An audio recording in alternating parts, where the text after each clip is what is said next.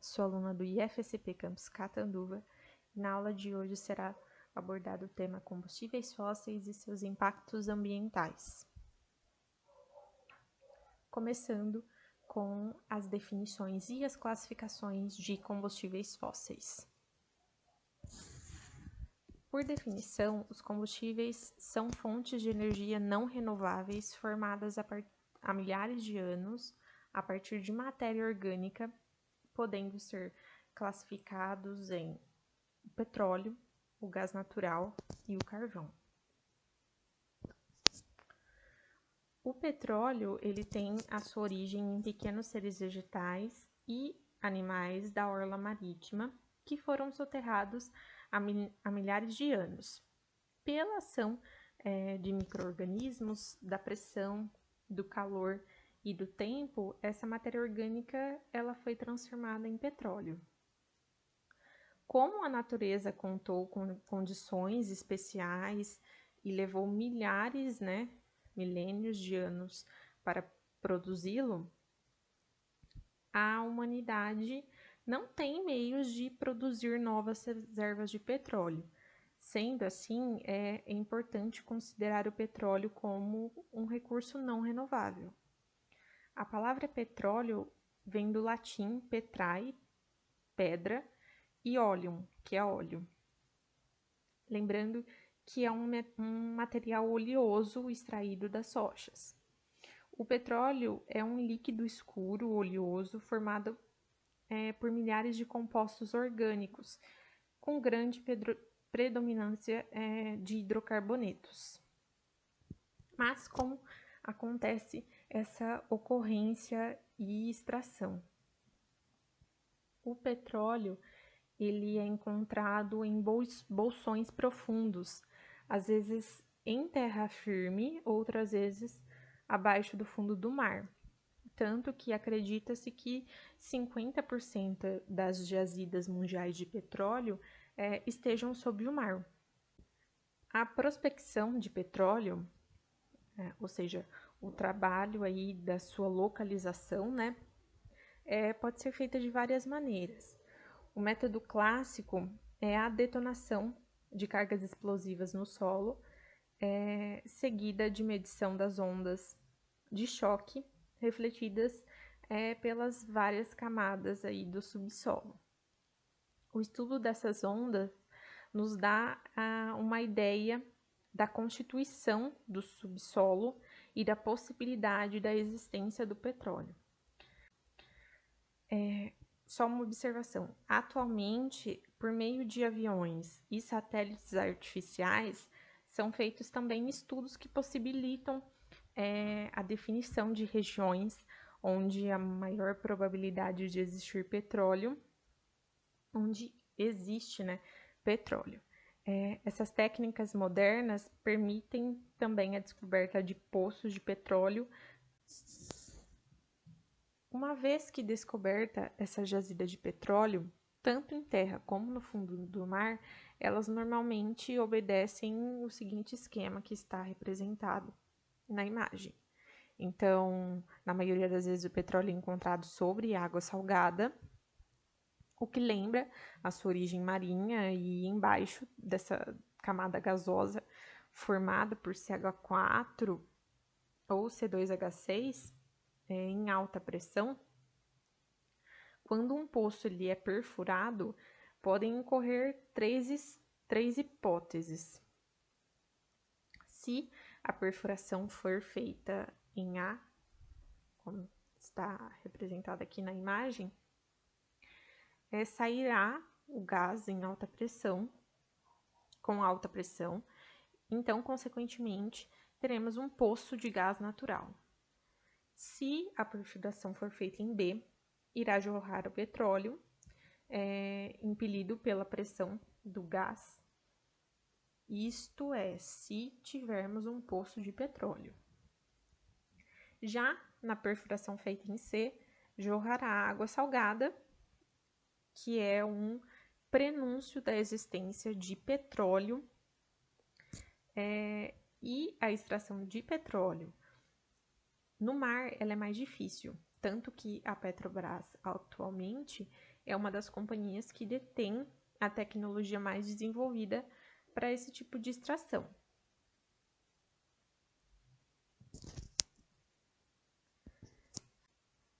Feito a extração, agora esse petróleo ele vai ser passado pela refinaria, né? Pelo processo de refinamento. O refino do petróleo, ele começa a partir do momento que ele é transportado em navios e oleodutos. Então, ele vai para as refinarias de petróleo, onde vai ocorrer aí a separação e a purificação dos seus componentes. Esse processo, ele é denominado refino.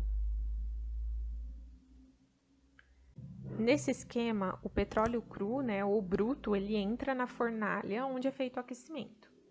Terminada essa primeira etapa, ele vai passar pela torre de destilação à pressão atmosférica, onde são separadas várias frações desse petróleo.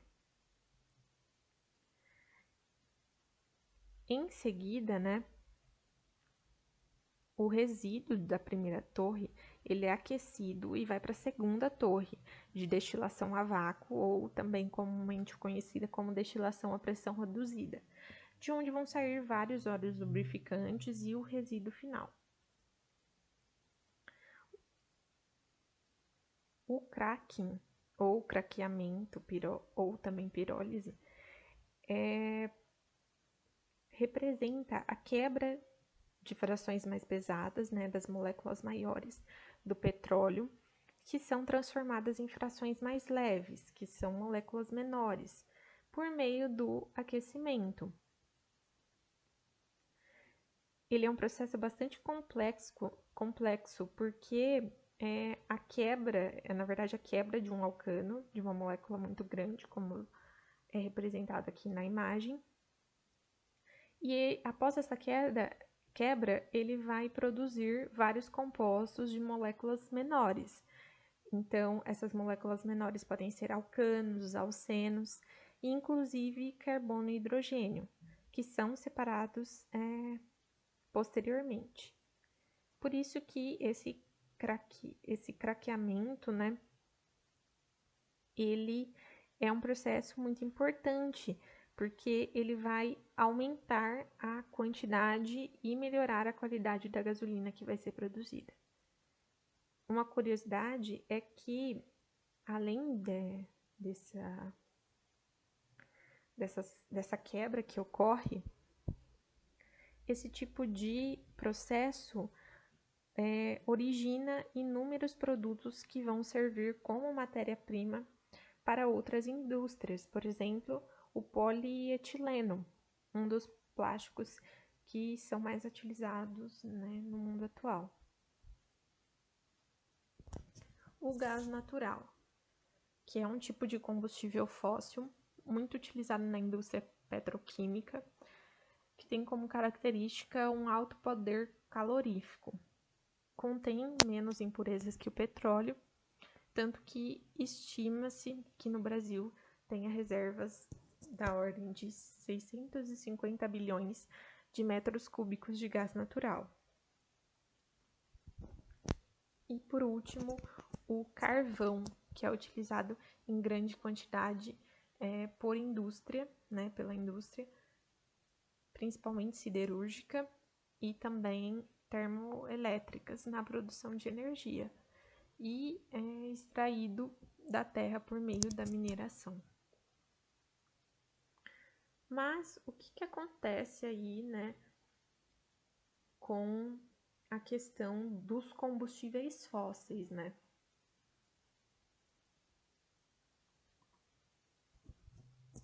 Com o uso exacerbado de combustíveis fósseis após a primeira revolução industrial, notou-se uma maior concentração de óxidos de carbono, hidrocarbonetos, óxidos de nitrogênio e óxidos de enxofre na atmosfera. Ou seja, esses compostos, esses gases, eles podem ser danosos para o meio ambiente e também para o próprio ser humano, né? Mas quais as consequências que que a poluição atmosférica causada pela alta emissão de gases em decorrência do uso exacerbado de combustíveis fósseis pode trazer para o meio ambiente. A chuva ácida é o primeiro exemplo, que é formada através da queima de combustíveis fósseis, principalmente do carvão nesse caso, e também outros poluentes industriais, que lançados através das indústrias na atmosfera. Esses poluentes se juntam com o hidrogênio na forma de vapor d'água, ocorrendo então a precipitação, é formada a famosa chuva ácida, que tem como seus principais componentes tóxicos o ácido nítrico e também o sulfúrico, que são altamente corrosivos. As consequências da chuva ácida é a alteração da composição química do solo, pode ocorrer também a modificação das relações tróficas nas cadeias alimentares, destruição de florestas e lavouras e também corroer estruturas metálicas, monumentos e edificações. O aquecimento global. Por definição, o aquecimento global é um aumento da temperatura média dos oceanos e da camada de ar próxima à superfície da Terra, que pode ser consequência de causas naturais e de atividades humanas. Isso se deve principalmente ao aumento das emissões de gases na atmosfera que causam o efeito estufa. E a principal espécie química que agrava o efeito estufa é o dióxido de carbono. O efeito estufa ele vai corresponder aí à camada de gases que cobre a Terra, Geralmente, essa camada é composta principalmente pelo gás carbônico, por metano, que é CH4, óxido nitroso, vapor de água. O efeito estufa ele é um fenômeno natural fundamental para a manutenção de vida na Terra, porque sem esse efeito a Terra se tornaria muito gelada e não poderia, iria inviabilizar a sobrevivência de diversas espécies.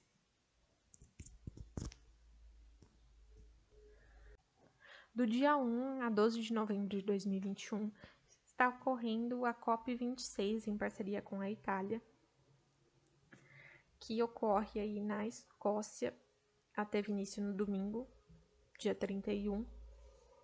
E esse encontro sobre o clima e o meio ambiente reúne representantes dos 196 países signatários do Acordo de Paris. Entre os assuntos discutidos estão as ações de desenvolvimento e preservação do meio ambiente, a emissão de gases poluentes que provocam o efeito estufa e o aquecimento global. Mas alternativas, o que pode ser feito para reverter a situação atual? Bom, a substituição, desde muito tempo vem se falando sobre a substituição dos combustíveis fósseis, dos derivados de petróleo, por biocombustíveis, como o biodiesel, biogás, bioetanol e o biometanol. No Brasil, atualmente, o biodiesel é um dos biocombustíveis mais utilizados. Por definição, o biodiesel ele pode ser definido quimicamente como sendo um éster monoalquílico derivado de lipídios de ocorrência natural, sintetizados a partir de diversos processos químicos. No tocante à produção de biodiesel, há 3 principais modalidades relacionadas à sua síntese, as quais a matéria-prima, o óleo, podendo ser gorduras animais, óleos residuais e também óleos vegetais, como o óleo de soja, o óleo de girassol, canola, e é submetido à transesterificação, esterificação ou à pirólise.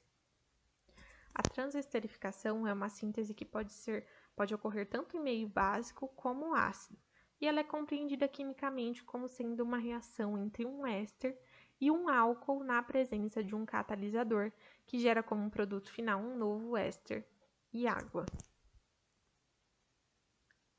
Na esterificação, é um pouquinho diferente, porque nos reagentes teremos um ácido carboxílico e um álcool que vai gerar como produto final éster e água.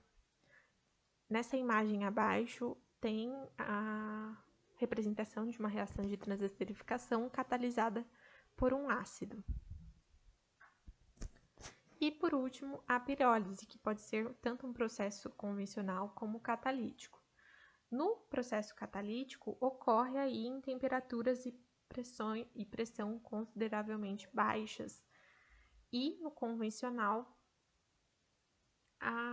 é denominada como conversão da matéria-prima em 3 estados, sendo isso sólido, líquido e gasoso.